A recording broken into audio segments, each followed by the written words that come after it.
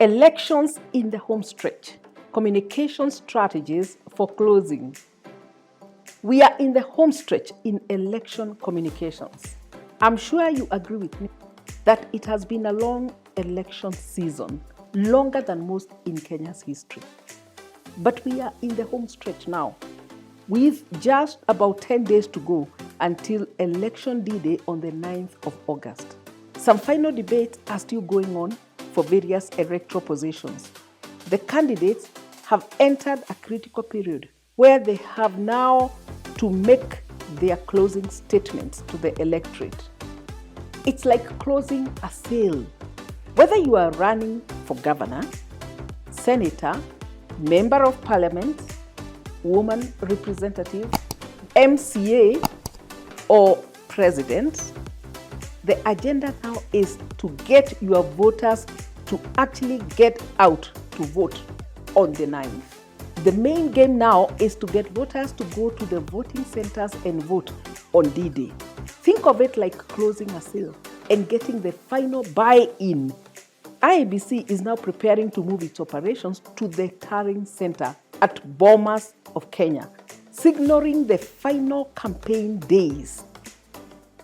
As the final day draws near, the focus on communication strategy should change to focus on 3 points, 3 strategies. 1, ensuring a strong kick on the ground. 2nd, maximizing turnout in your strongholds. And 3rd, getting supporters to vote as early as possible. This is the time for messages to encourage your supporters to get out and vote early. That is ensuring a strong kick on the ground. This is the time to activate the Kumera movement, the so-called Siafu movement.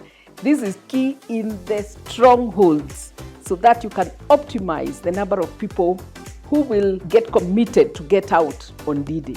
Many political analysts are predicting voter apathy as a key risk to voter turnout. So a push to get people out as early as possible is very important at this time. This is the time to call out supporters to come out to vote on the 9th so they can make their voices heard and to emphasize that their opinion counts. I recently asked my manicurist about her plans for voting day. Surprisingly, instead of telling that who she's going to vote or how she's going to vote early or late, she said that she will be trying out a new recipe and watching a new series on Netflix. In other words, she will not vote. So I asked her, why would you be doing that? You've been given 2 days so that you can be able to vote. Can't you try the recipe the next day? She said, no, I don't want to vote. I asked her, why don't you want to vote? She said, I don't want to vote because I don't want to be disappointed. Yet she claims to have a favorite presidential candidate who she is rooting for, but she dares say that she would rather watch a series on Netflix. That's a roast vote.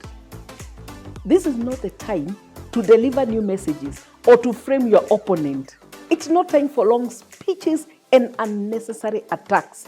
Instead, you should focus on communication that will get people out to vote. The communication strategies for this period should be very fine-tuned and focused on this main objective. So the aim is to run advertising campaigns and activations aimed at getting your voters to get out and vote.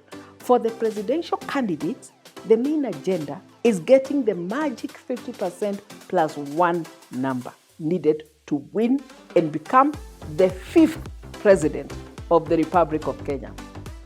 1 vote makes the difference in becoming the 5th. That's how important voter turnout is. The Go to Vote campaign phase is all about making sure that your supporters vote early or turn out on August 9. Voters will begin to notice a heavy emphasis placed on communication about early voting. Candidates will start to talk about the benefits of early voting. Many politicians encourage early voting because it eliminates the chance that someone may get caught up in other activities and fail to vote. Voting early in the morning minimizes the chance of voters missing out altogether because of various factors, whether it's emergencies, entertainment appeal, or even heavy rains, or they maybe want to go out with someone and have fun in other ways. The final point is to emphasize that every vote counts. This is key at this point. In an election full of oddities and surprises, the idea of every vote counts will be useful in convincing those still uncommitted voters to exercise their civic duty to vote.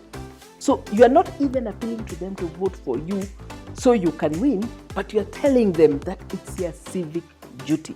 If you emphasize this message in your strongholds, it means more of those who support you will come out to vote. Tell them that they should make sure that their vote counts, that their opinion is heard, that their view is important, that they are responsible citizens by voting. In the presidential elections, it takes 50% plus one to win. One vote could be the difference between winning and losing, theoretically, or actually even practically. This is the kind of message you need to push at this time. We are hearing candidates ask their voters to come out in their numbers to vote for them. In fact, some are even talking about 100% turnout. That's what they're asking the voters to do, to bring out 100% turnout. That's the way to go. This is the time to mobilize people to come out on voting day. In prior elections, we have seen people put pressure on others in the community saying no vote, no service in restaurants or even retail outlets. We have also seen volunteers carrying sick people from hospitals to take them to the voting booths and back to hospital. This is what we are talking about. I've had a candidate also mobilizing borders, motorbike people and Ubers to participate in a drive to move those who are not able to move to the election centers. This is the time for messages to encourage your supporters to get out and vote early. This is the time to activate the Kumera movement, the so-called Siafu movement. This is key in the strongholds so that you can optimize the number of people who will get committed to get out on D-Day. That's it.